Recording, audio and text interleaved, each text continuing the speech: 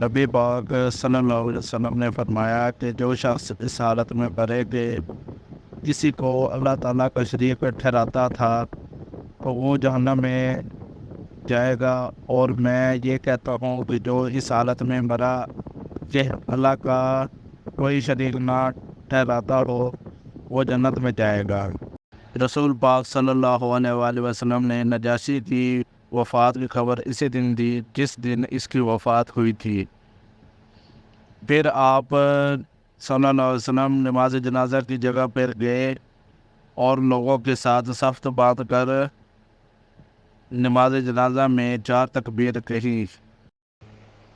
عورتوں نے نبی کریم صلی اللہ علیہ وآلہ وسلم سے درخواست کی کہ ہمیں بھی نصیحت کرنے کے لیے آپ صلی اللہ علیہ وسلم کا ایک دن خاص فرما دیجیے۔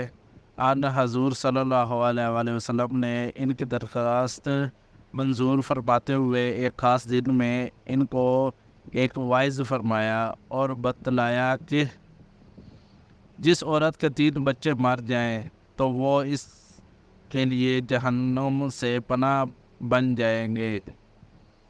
اس پر ایک اور عورت نے پوچھا، یا حضور صلی اللہ علیہ وسلم اگر کسی کے 2 بچے مرے تو آپ صلی اللہ علیہ وسلم نے فرمایا 2 بچوں پر بھی۔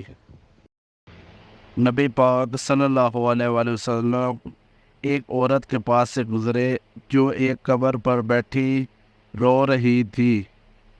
آپ صلی اللہ علیہ وآلہ وسلم نے اس سے فرمایا کہ خدا سے ڈر اور صبر کر۔